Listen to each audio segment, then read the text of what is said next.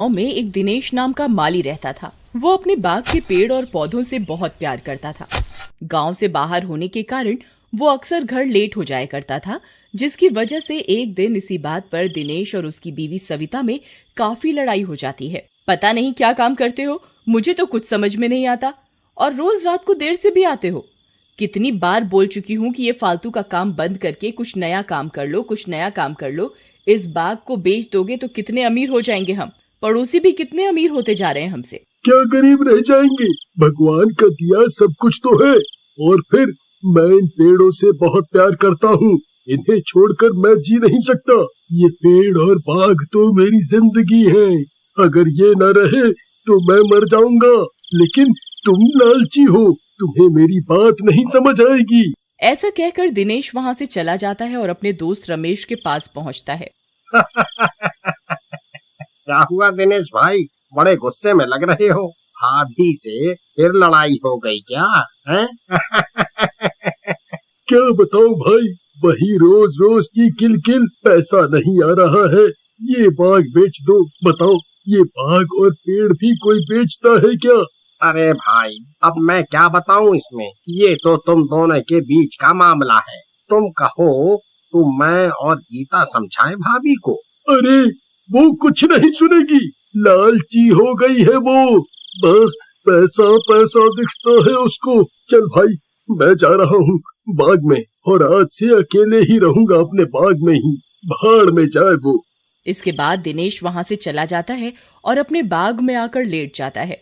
रात में उसे कुछ शोर सुनाई पड़ता है तो वो उठता है। कौन कौन है, सामने आओ। तभी उसके सामने कुछ गुंडे, जिनके नाम प्रवीण, सूरज और भूरा होते हैं, आकर खड़े हो जाते हैं। सभी के हाथों में तलवार और हथियार होते हैं। तभी प्रवीण नाम का गुंडा बोलता है, जान ले लो इसकी। लेकिन भाई, मुझे क्यों मार रहे हो? मैंने क्या किया है? मुझे छोड़ दो, जाने दो। ये बताने के लिए मुझे मना किया गया है, लेकिन तू बोल रहा है तो तुझे इतना बता देता हूँ, तेरा ही कोई खास है। इसके बाद वो गुंडे दिनेश को मार डालते हैं और उसकी लाश को उसी बाग में एक पेड़ के नीचे दफना देते हैं और वहाँ से चले जाते हैं। लेकिन असमय मरने के कारण दिनेश एक भूत बन जाता है। उधर दिनेश जब कई दिनों तक घर नहीं आता तो दिनेश की बीवी सविता रोने लग जाती है। तभी रमेश वहाँ आता है और गांव के काफी लोग जमा हो जाते हैं। देखो ना रमेश, ये क्या हुआ, ये मुझे छोड़कर चले गए। अरे मैं लड़ती थी तो अपने अकेले के लिए थोड़ी ना लड़ती थी, मैं चाहती थी कि हम दोनों साथ में और अच्छे से रह सके। इसमें मेरी क्या गलती थी, इसमें मैं क्या गलत करती थी? मुझे पता है सविता भाभी, आपको कोई गलत नहीं समझ रहा, आप रोइए मत। इसके बाद रमेश और बाकी गांव वाले वहां से चले जाते हैं।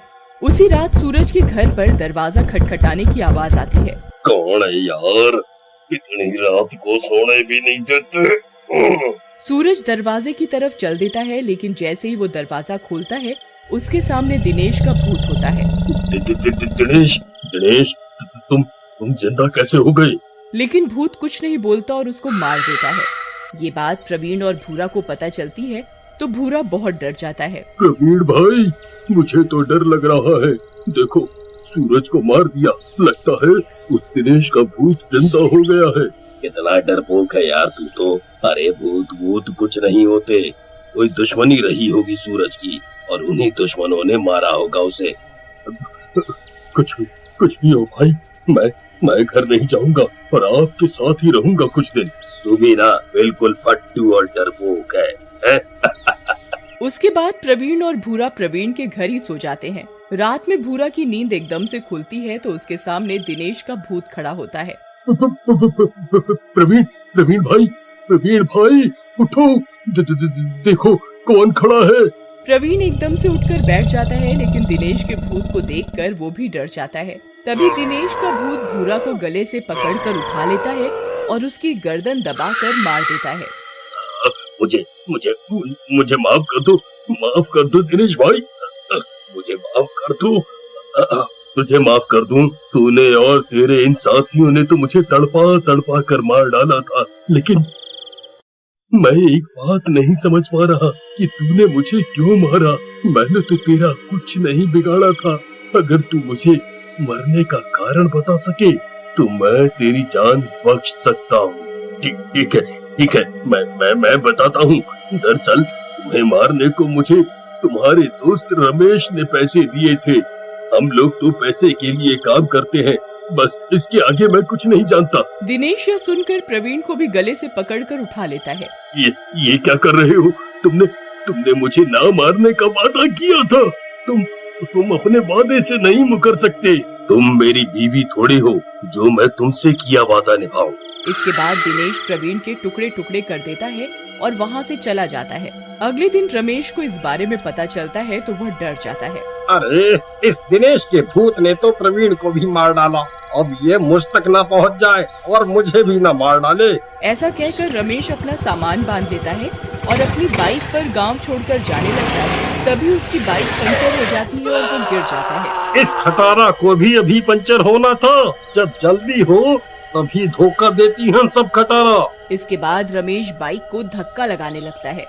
तभी दिनेश का भूत वहाँ आ जाता है और रमेश के पीछे पीछे चलने लगता है। मैं कुछ मदद करूं तुम्हारी? दिनेश, तुम मुझे माफ कर दो भाई, गलती हो गई, मुझे माफ कर दो। तुझे माफ कर दूं? तूने तो दोस्ती में गद्दारी की है। तुझे मैं तो क्या भगवान भी माफ नहीं करेंगे।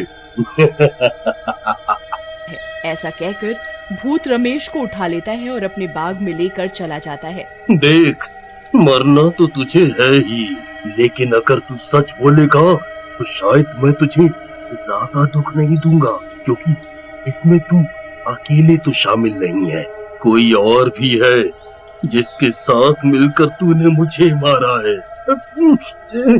इस प्लान में मेरे साथ तुम्हारी पत्नी सविता भी शामिल है। तू झूठ बोल रहा है। भला वो मुझे क्यों मारेगी? मैं सच बोल रहा हूँ।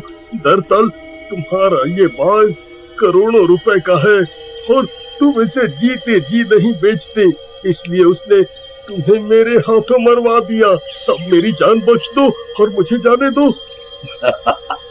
मैं तो तुम्हें अपना सच्चा दोस्त मानता था, लेकिन तुमने मुझे धोखा दिया।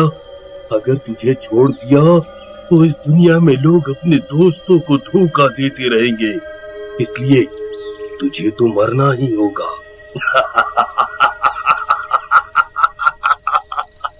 इसके बाद दिनेश का भूत रमेश को मार डालता है। उधर सविता को रमेश की मौत का पता चलता है तो वो काफी डर जाता है। सविता एक तांत्रिक के पास पहुंचती है और उसे सारी बात बताती है। सविता, तुमने किया तो बहुत गलत है, और वो भूत कोई और नहीं बल्कि तुम्हारा मरा हुआ पति ही है। तुमने पैसे के लालच में उसे धोखा दिया है। तुम्हें मरने से मैं तो क्या, कोई भी नहीं बचा सकता। तभी वहाँ दिनेश का भूत आ जाता है और सविता को उठा लेता है। ये देखकर तांत्रिक वहाँ से भाग जाता है। अरे भागो रे भागो, अपनी जान बचाकर भागो। दिनेश का भूत सविता को उठाकर बाग में ले जाता है। सविता, जहाँ से ये कहानी शुरू हुई थी आज वहीं पे खत्म होगी। देखो, तुमने मुझे पैसे के लालच में मारा, लेकिन तुम्हें वो पैसा भी नहीं बचा पा रहा। अगर तू मुझसे मांगती तो मैं बाग तुझे वैसे ही दे देता। मारेगा तो तू मुझे वैसे भी, लेकिन मैं तुझे पूरी बात जरूर बताऊंगी ताकि तू भी मुक्ति पा सके। पूरी बात? मतलब? मैं और रमेश एक दूसरे से प्यार करने लगे, लेकिन तुम्हारे जिंदा रहते हम कभी नहीं मिल सकते थे। इसीलिए हम दोनों ने तुझे मारने की योजना बनाई और मार डाला। ताकि हम दोनों इस बाग को बेचकर चैन से रह सके। ये सुनकर दिनेश का भूत गुस्से में आ जाता है और सविता के टुकड़े टुकड़े कर देता है। उन दोनों को मारकर उसे सुकून मिल जाता है और आज भी दिनेश की आत्मा उसी बाग में रहती है और अपने बाग का ध्यान रखती है। उसमें लगे फल सब्जियां गरीबों के काम आते हैं और लालची लोगों को वो आत्मा अंदर फटकने भी नहीं देती।